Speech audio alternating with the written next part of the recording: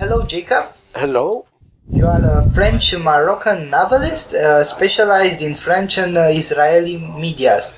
Can you recount your life from Morocco, Zionism, Freemasonry, up to the French dissidents? Yes, hello. I was born in Morocco in a town, middle town, average town, I would say, in a Jewish ghetto. We were about 15,000 to 20,000 Jews living in this ghetto. It was 100% Jewish. It means that the schools were Jewish, the shops, everything was Jewish. And we were living very traditionally, religiously. And when the Zionists came in the 50s to make people go to Israel, and they opened a kind of agency in the ghetto, and people didn't answer very spontaneously. It was very hard for them to get people go to Israel because, we were living modestly, but we were happy in this community.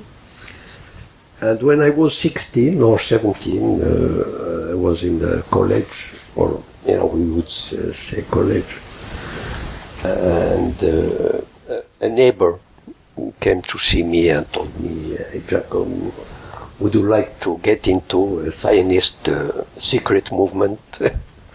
So it was. So I said yes, because you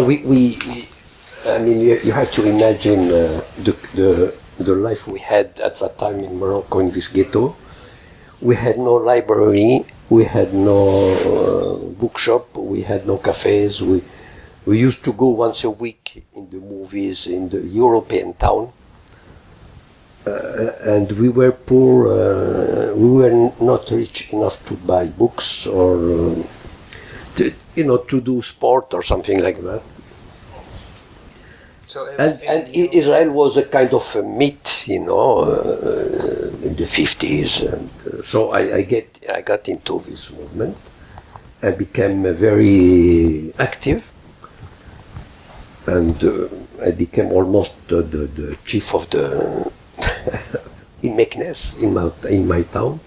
And I was supposed to go to Israel, to the kibbutz, as a militant, but I didn't go.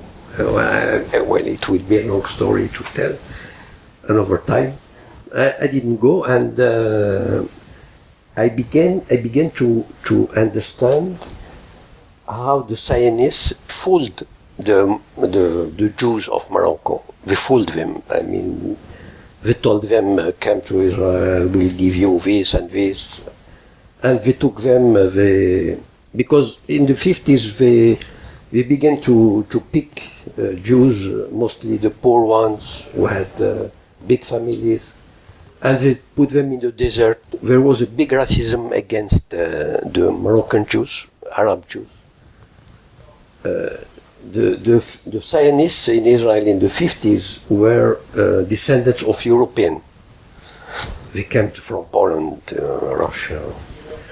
And they looked at these Arabic Jews, and they considered them like shit, excuse me for the expression. And there was a big racism in Israel at that time. And it was the beginning of my reflection about Zionism, about Israel, how they acted in Morocco to get people go to Israel, how they fooled them, how I participated myself to this thing. I had a kind of life. I went to Paris and then to Canada. As a Jew of Morocco, I am maybe there are not 10 like me. 10 Jews of Morocco like me. In what way? Usually the Moroccan Jews used to live in their ghettos, like I said. And even when they lived with French or with Muslims, they never get together. I mean, there was always a wall between them. They didn't like each other. I mean, even if they pretended to, but they never really get to live together. And it was the same with me when I get my degree in law in '67. I just decided to leave Morocco. I didn't know anything about Morocco. At that time, the Jews, we used to go to French schools. And we used to learn French history, the geography of France. I mean, we didn't know anything about Morocco. And I left Morocco without knowing anything. And in '78 I returned. Well, it's another chapter, but for another time. I returned to Morocco and decided to get really involved in the Moroccan society, Muslim society.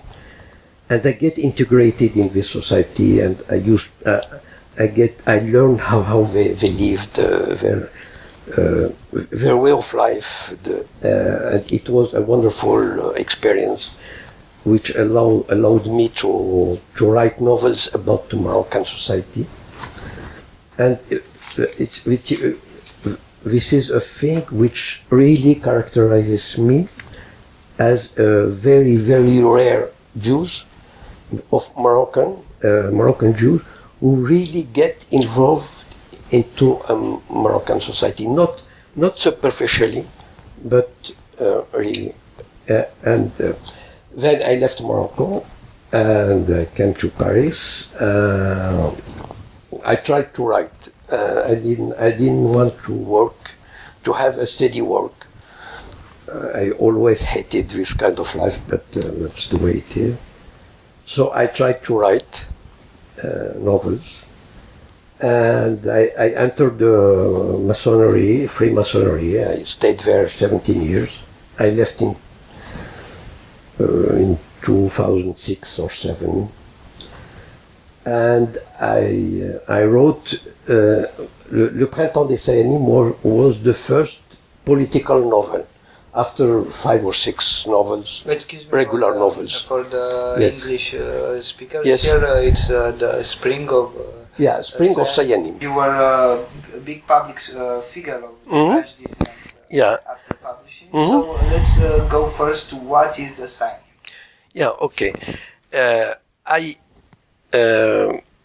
For maybe the last 15 years, I was very engaged, but I was alone. I mean, I was not in association, in an organization. I'm a kind of anarchist, so I don't like and I never. So my voice was never heard because I didn't write. Facebook was not didn't exist at that time, and I was aware of the existence of the Sayanim. It means these Jews, Zionist Jews, who work for the Mossad.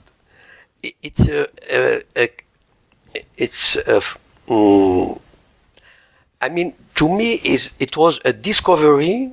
I don't know. I mean, when he discovered something huge, something new, something unbelievable, because it gives me it shows me how the things work in the medias, in the politics, in the international politics. Because all these things, I'm okay. I can say I follow the medias. I see all this work done by the pro-Israelis, the Zionists. I mean, the medias in favor of Israel. And until the day I discovered the Zionism, everybody became clear. Why? Because the Zionism are tens of thousands of people, Jews, Zionists, who are member probably of the Bnei Brit, for instance. Bnei Brit is the Jewish Masonry, who occupy high level in all the societies. I mean, you can imagine 5,000 Sayanim in New York, only in the business area. 5,000 Sayanim in Los Angeles, in the production area, in the artistic area. And you can, in France, in London, you can imagine 1,000 Sayanim in the medias.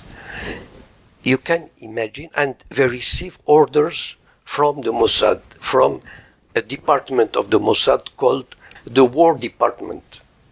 And they work for the Mossad.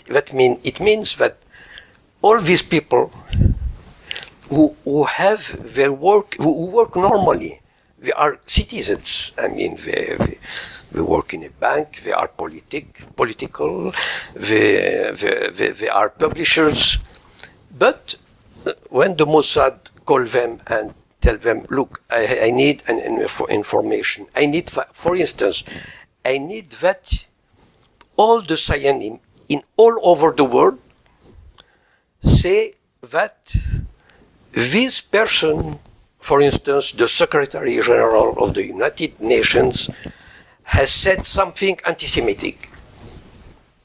And you see all over the world, in Europe, in New York, the medias, you have the impression, I mean, when I discovered that, I understood.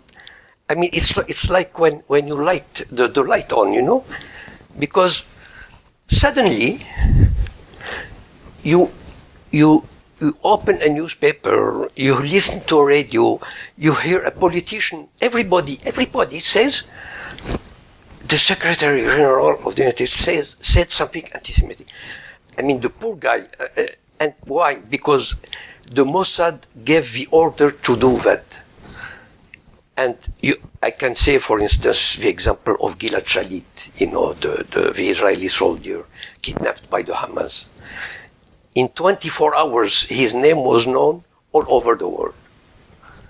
I mean, even if it was an American general who was kidnapped, his name would never have been mentioned. Gilad Shalit, in 24 hours, became a celebrity in the universe. And this is the work of the Sayanim. The Sayanim, for instance, they work in the bank, in the big banks in New York, in London. I mean, they can squeeze any Arabic country, who would dare, let's say, help the Palestinians or say something really against Israel, not just the blah blah blah. But do something. For instance, send an ambassador in Ramallah. He says, well, I have the right. He wouldn't dare. Because the banks in New York, in London, they would strangle him. And that's the power of the Sayanim. In France, for instance, we have the Shoah, for instance. In the last 30 years, it was not like that in the 50s, the 60s, the 70s. We didn't talk a lot about the Shoah. Why? About the Holocaust. Sohar, you were mentioning it, and I wanted to clarify that it's about the Holocaust. Yes. Israel didn't need that. Today they need to make a buzz of the Shoah to protect the legitimacy of Israel. They made of it an international thing. I mean, there is the International Day of the Shoah. I mean, there is nothing in the world, nothing happened like slavery, like Indians who were exterminated. Nothing. And that's the work of the Sayanim. I mean, nobody can understand really the work of the Zionism, the power of the Zionism, the influence of the Zionism, if we don't go inside the work of the Sayanim.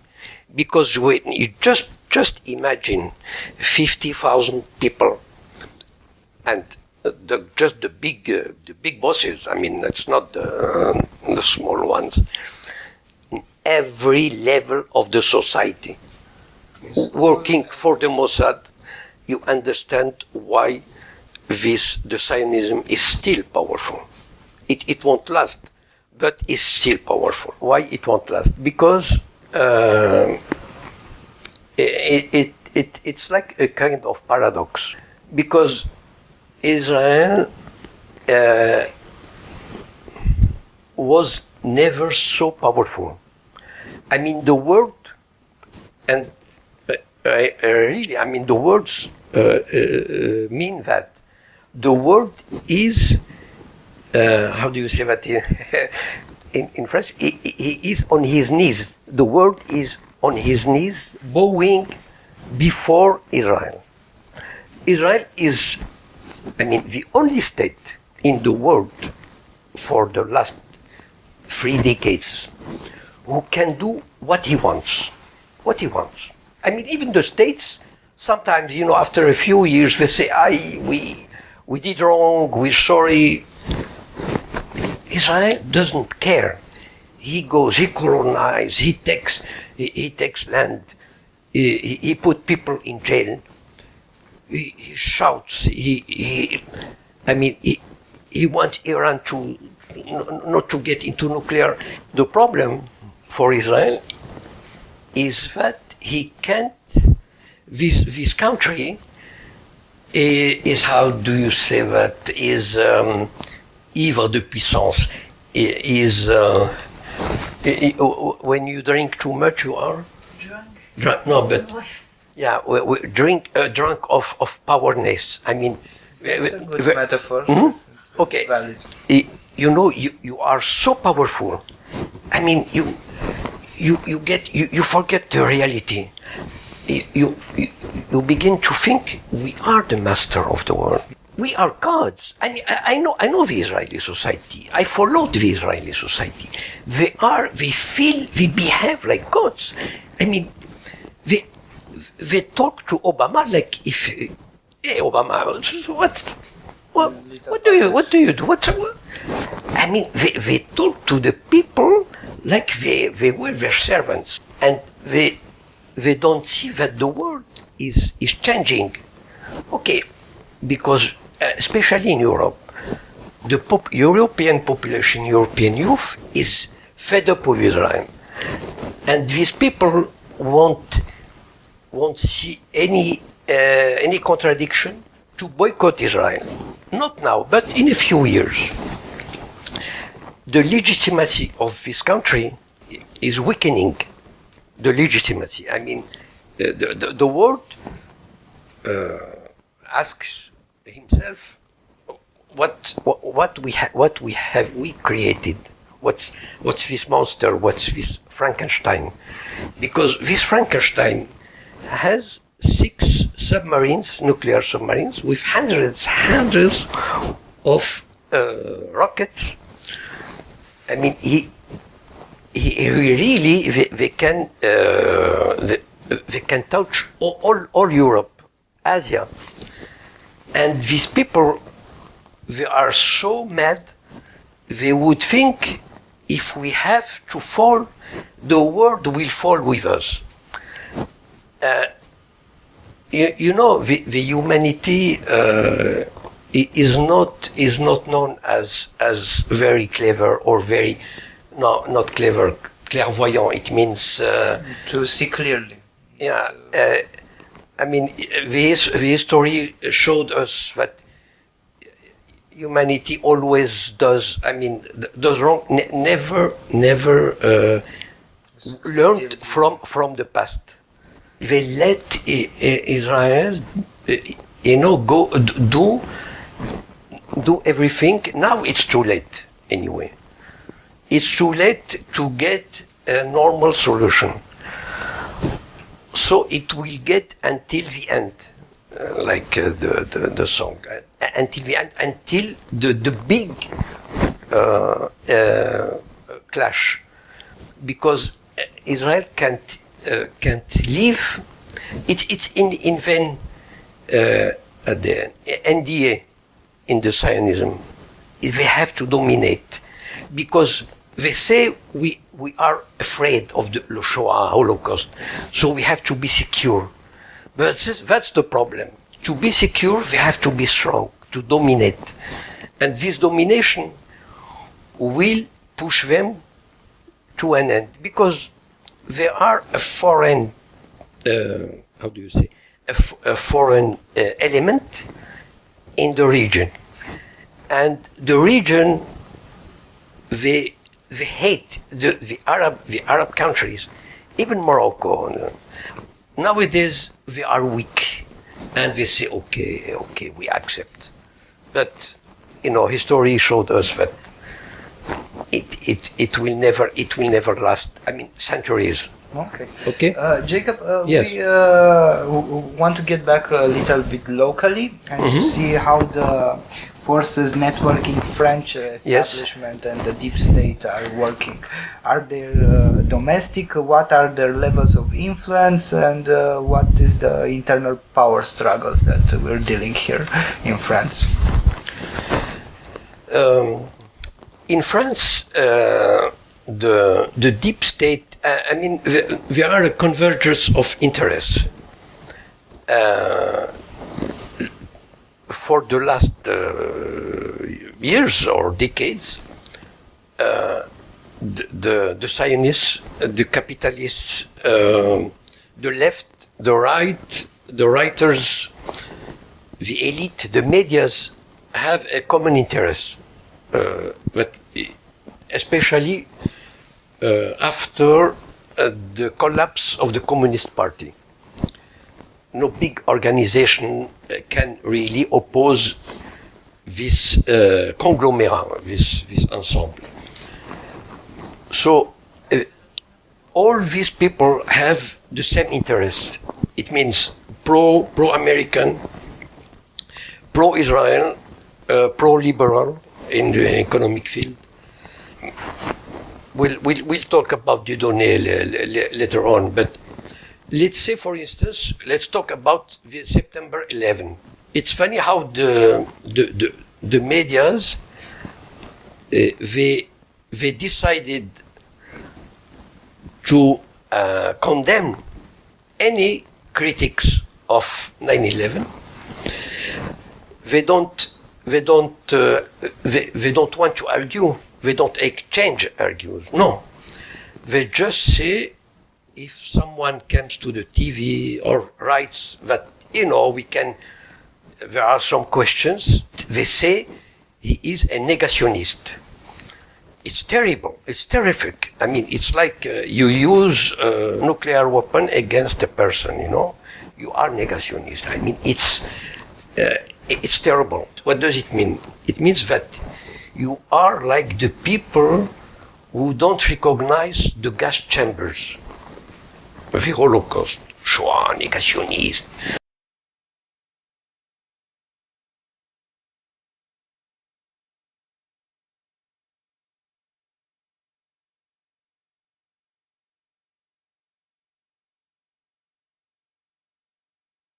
Le club du siècle, par exemple, beaucoup d'êtres membres aussi. Et alors, qu'est-ce que vous voulez dire que des hommes politiques de droite, de gauche, qui sont essentiellement mondialistes. Ah, pour la plupart. Oui, au cœur même du complot judéo-maçonnique. Mais ça aussi, ça. Mais vous êtes pour une gouvernance mondiale. Non, et puis il y a même des gens qui expliquent que, par exemple, les attentats du 11 septembre n'ont pas eu lieu. Non, pas qu'ils n'ont pas eu lieu, non, ce n'est pas ça. Ah bon, mais qui dit... Ils se posent des questions sur la version officielle. Ah voilà, donc nous y sommes là. Donc nous posons une question aussi sur la version officielle. Oui, mais voilà, donc les mêmes qui critiquent le Bilderberg, qui mettent en cause le siècle. Attendez, les mêmes... en question le 11 septembre, mais qui parlent jamais du Bilderberg. Les mêmes, c'est étrange, les mêmes qui parlent du Bilderberg, les mêmes qui parlent du complot mondialiste, du siècle, etc., sont les mêmes, comme vous, messieurs, qui posent des questions sur le 11 septembre. Donc notre entretien est terminé parce que... c'est ça? Non, vous êtes des gens qui se posent des questions qui malheureusement sont assez inquiétantes, surtout quand on est aussi jeune que vous. Mais les mêmes qui se retrouvent dans ces groupes... Et c'est les mêmes qui ensuite, je vous l'accorde, nient la Shoah. Donc, non, là c'est faux. Est terminé. Je vous remercie. So you are a terrific person. I mean, you don't have the right even to appear on TV. You don't have any credibility. You are a miserable man or woman. and the system, because the system defended the same, it has the same interest.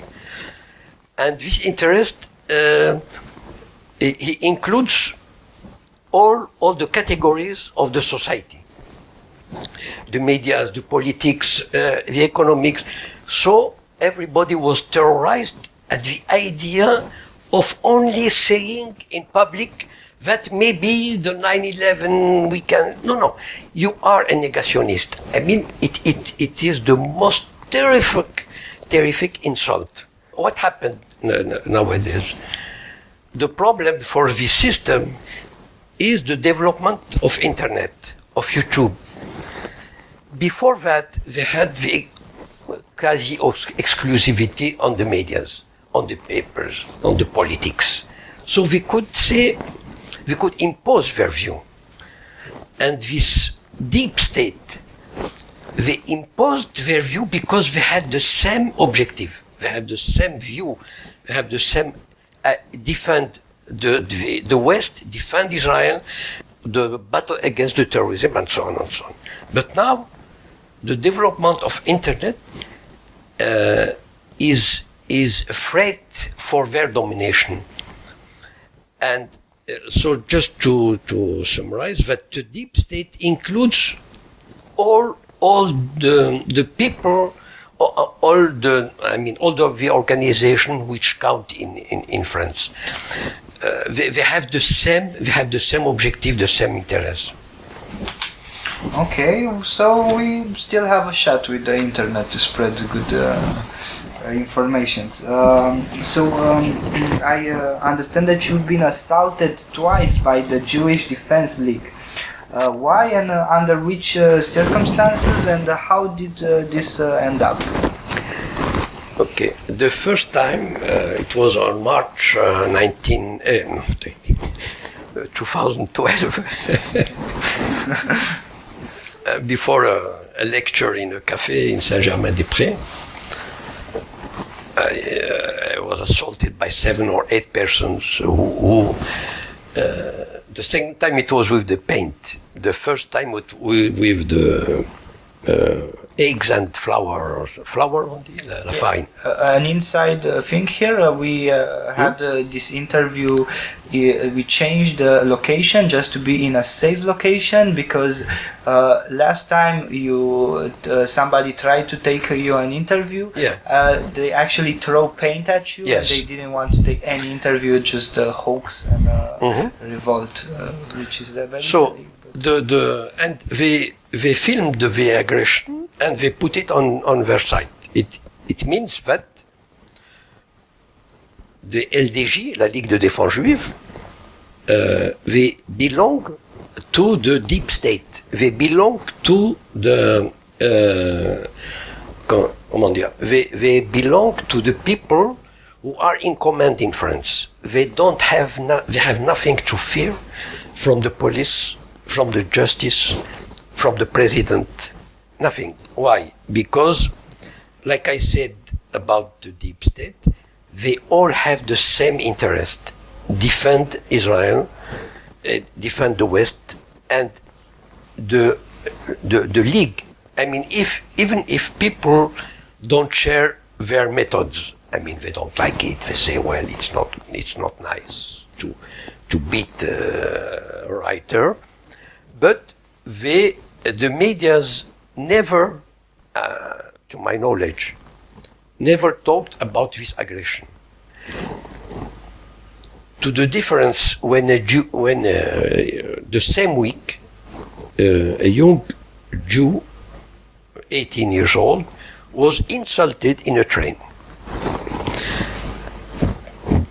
A few hours later, his name, his photography appeared in the news. His father was received by the prime minister or something. No, I mean, it was a big deal, and just to say how the apparatus is, how they act together, like really complices. I mean, they share the same objective. Yeah, the Jewish Defense League Yes. has its martial trainings hosted on Yes. taxpayers' premises Yes. and secured by the national police. Yes. Even though it's outlawed as an Yes. organization in most Zionist countries, Yes. like the US or Israel. Mhm. Mais il y a aussi des services de protection beaucoup moins officiels. Le rendez-vous est digne d'un film d'espionnage. À 2 pas des Champs-Élysées, nous retrouvons David, militant à la Ligue de défense juive. Il nous demande de ne pas révéler l'adresse plutôt étonnante où il nous conduit, un bâtiment officiel protégé par la police française. Au sous-sol, une quarantaine de personnes suivent un entraînement un peu spécial. Le Krav Maga, une technique de combat utilisée par l'armée israélienne. On peut être amené, nous, à prendre des heures sur notre temps de travail et à s'entraîner dans des gymnases qui sont entièrement encadrés par la communauté. Donc vous vous entraînez avec des gens de la communauté et voilà, c'est certainement eux, ça leur permet d'avoir du flic sur le ring ou sur le tapis et puis de jouer avec. How is that possible right here in France? It's possible because France has always been a very good ally of Israel. Had a very how do you look? Israel until the 70s had a very, very good image, even in the left in France. I mean, nowadays it looks like crazy. In 67, Jean-Paul Sartre, Simone de Beauvoir, Yves Montand, I mean, big names, they showed their support to Israel. I mean, Israel has attacked, has seized 10 times of territory. And even though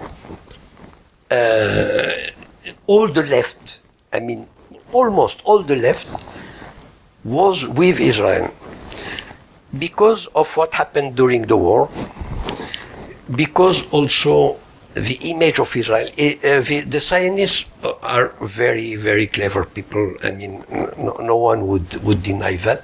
They knew how to present themselves, and in a certain way it was true, like a socialist country, humanist country, society, the kibbutzim.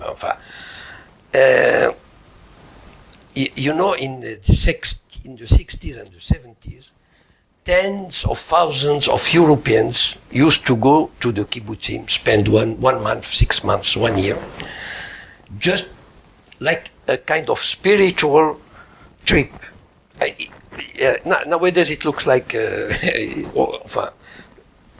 so this is the background of the support of Israel.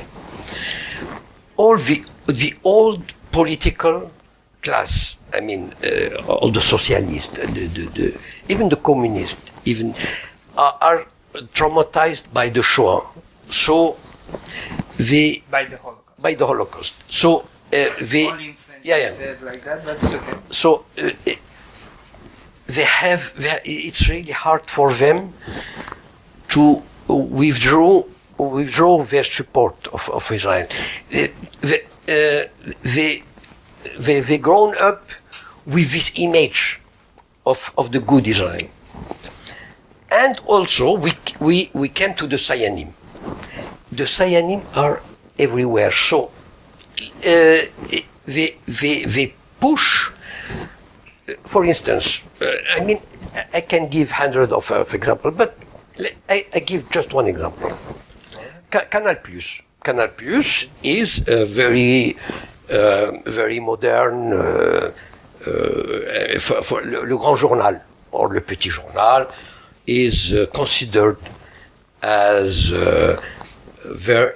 really the place to be. the place to be shown, to talk, because it's what, the main, okay. And they talk about Ukraine, Kiev, Pussy Riot. I mean, they defend the rights. Well, okay. For the last 2 years, for instance, they talked about Pussy Riots, I don't know how many times, okay. Kiev, I don't know how many times. Never once, even once, about the prisoners, Palestinian prisoners in Israel, who are imprisoned in accordance with the administrative detention. Israel is the only country in the world which is called democratic. Is the only country. Even, you don't have even in the dictatorship.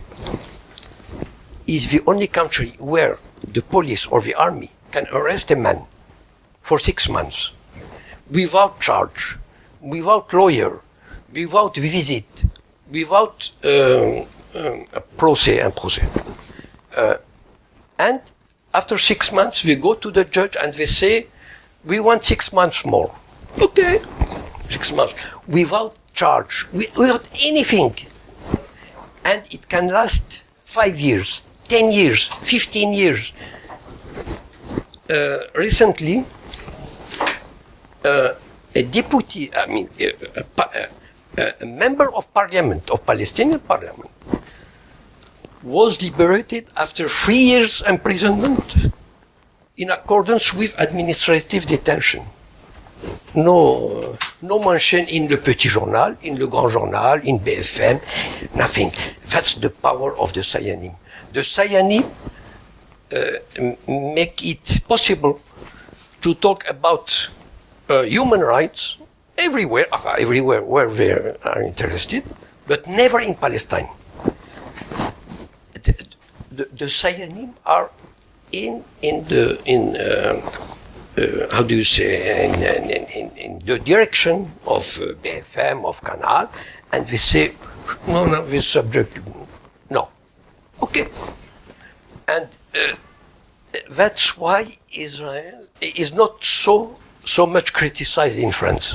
So, how is the French Zionist network organized compared to others, like the American SOA, the ADL, or the APAC, of course?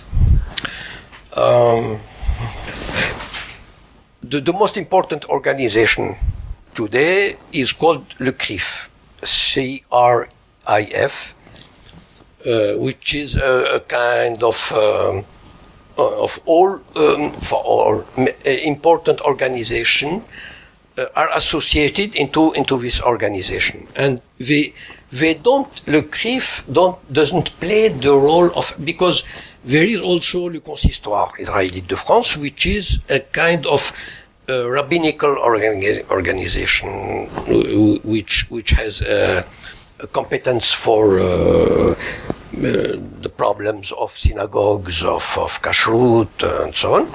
Le CRIF is more political or more institutional, more political. And with the CRIF, you have some organizations, which, for instance, l'Union des étudiants juifs de France, the union of which has maybe, I don't know, a few thousand people, but receives hundreds of thousands of euros each year. You have l'Union des patrons juifs de France. I mean, the big ones, they are very rich, very powerful, and they do that, and they get what they want. I mean, it's almost a caricature, but it's almost the truth. And can you talk about LICRA also? LICRA, yeah. You know, they are against all kind of anti-Semitism and racism, because you know, I always say to my friends, take example on the Zionists or on the Jews, because they are very clever and they know how to deal. They know how to act. For instance, you took the Israelis. the Zionists, they always talk about peace. Bon. Their songs, one song of two, I know that, talks about peace. So they dream of peace because they don't do it. But, when the Zionist Jews created a Zionist Jewish lodge in 2002 in the Grand Orient de France, they called it l'Étoile de la Paix, the Star of the Peace, because they all want peace. And why I say that about l'ICRA? l'ICRA is against anti-Semitism and racism. But they don't care about racism against Arabs or blacks. But they have to show that they are against all the kind of racism. But everybody knows that in France, the blacks and the Muslims are discriminated in the fields of work, of lodging. Everybody knows. I mean, it's a true fact. But it's secondary. I mean, the big deal here is anti-Semitism, and all this organization, l'ICRA, Union des étudiants juifs de France, there are 4 or 5 organizations who have all the same purpose, but they are united. They have a lot of means, financially, and they work together. I mean, they have the same purpose, and they work together. And you might say that l'ICRA is kind of like an ADL for France, or CRIF is a correspondent to APAC? No. It's not exactly, because AIPAC is really in political field, and in France people don't like the lobbies. I mean, lobby is a 4-letter word, we say. I mean, it's no. I mean, if you say lobby, it's you can get a process. I mean, if you say lobby, Jewish lobby, there is no Jewish lobby. The word lobby is not very liked in France. So the CRIF works as in the field of institutions. For instance, I mean, the big deal, AIPAC has a annual dinner in Washington, and Obama invites, Obama has to go, has no choice, he has to go. And in France too, le CRIF in February, in a few days, he organizes a dinner, and he invites 1,000 people. All, there will be all the government, the president, the prime minister, 20 ministers, the opposition, everybody has to go there and say,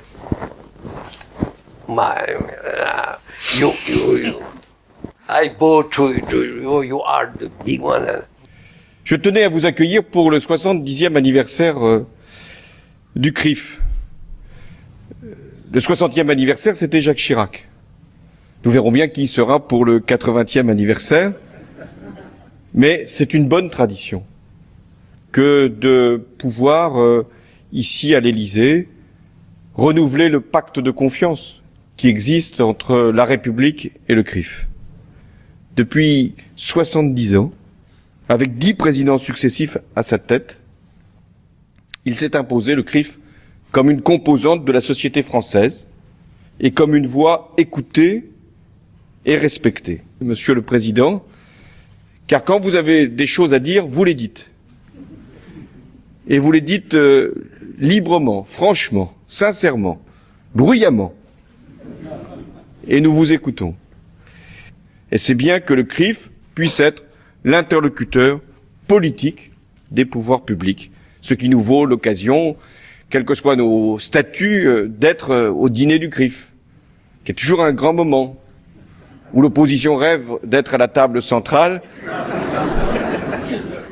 et où la majorité sait que c'est forcément pour un temps précaire, alors que vous êtes permanent. But the CRIF can say, you know, we have here two parties called the Parti Communiste and the Parti Vert, the Green Party. Yeah? And a few years ago, the CRIF said, no. I don't want les Verts et les communistes, no, they don't have the right to come to our dinner. Why? Because we criticize Israel. And to criticize Israel in France is almost anti-Semitic. And this is terrible. I mean, they are not invited, and everybody seems to finds that normal. It's a kind of ideological terror which the CRIF imposes on the French society. It's almost, I mean, it's almost a big laugh, because, I mean, how can a state of France, I mean, it's not it's a big deal. I mean, France, I mean, who is the lackey, who becomes the lackey of the CRIF? The French establishment is nowadays shaken by the Dieudonné phenomenon. Who is Dieudonné and where does he come from? You can speak about his earlier. Yes, Dieudonné has become, how do you say, in French we say, well, we can say a pain in the ass of the system. I mean, it's terrible. He was in the 90s, he was a very successful humorist.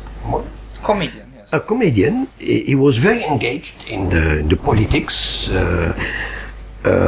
He was a candidate in a city called Dreux against the National Front, and he was really anti-racist. And he worked with a Jew, Elie Semoun. They worked together. It was a par. Dans la résidence, vous êtes un peu trop nombreux. Alors, je sais pas si c'est 20 champs de coton ou quoi dans le quartier. Je sais pas, je veux pas le savoir. Parce que déjà qu'on a loué les odeurs, enfin, ça marche, les allocations, ça paye les bananes. Enfin, je me comprends. Ah, faut pas dire ça, Cohen, hein. Ce que je comprends, moi, Cohen, c'est qu'en 45, les Boches, ils auraient pu finir le boulot, Cohen, hein. Ouais. Qu'est-ce que je te dis? Vas-y, répète ce que t'as dit. Ah, tu veux que je répète, Cohen, hein? Ah, bah, on a fait nous guerre 45, avant nous dernier boulot, mec, ah ouais. Eh, Bokassa, tes chimpanzés, là, qui courent partout dans la résidence, ils sont numérotés, non? Parce que c'est pas le plus soin de moi, enfin, je me comprends. Vendredi, on organise un safari avec les voisins. Et puis la pirogue, là, que tu gares en bas du parking. Va falloir la mettre ailleurs, on n'est pas en Afrique ici, enfin, je me comprends. Ah, il faut pas s'énerver comme ça, Cohen, hein. Il n'y a pas marqué palestinien, là, Cohen, hein. Et puis c'est pas dimanche, Cohen. Hein? T'as pas mis la galette et les guirlandes, hein, Cohen. And the problem, I mean, the problem with Dieudonné began in the year 2000 or 2001. He thought, well, because his father is from Cameroon, and he wanted to make a film about slavery. Because he said, well, I mean, in France, slavery is a big, it has to be a big cause, you know, like Holocaust, or, I mean, slavery, it was common. Bon. In France, when you want to make a movie, you send a file to au Centre National de Cinématographie, because every film, every movie is paid par avance sur recette. It means we give you the money before, in advance. And it represents generally 90% of the budget. But that's the power of the cyanic. Again, who was the president of the Conseil National de la Cinématographie? A great cyan, Bernard-Henri Lévy. Bernard-Henri Lévy, naturally, I don't know what the hell he was doing over there. I mean, no, but that's the work of the Saini. They have to place their agents everywhere. So he said, no way. This guy won't receive, so he couldn't make this movie. Another example, Eyal Sivan is an Israeli movie maker. He teaches in Israel, and he works in London too. He made a movie called Road 181 with a Palestinian. 20 years ago, since then, he is forbidden of making movies in France. He can never have received money to begin a movie. The Sayanim have forbidden him to make a movie in France.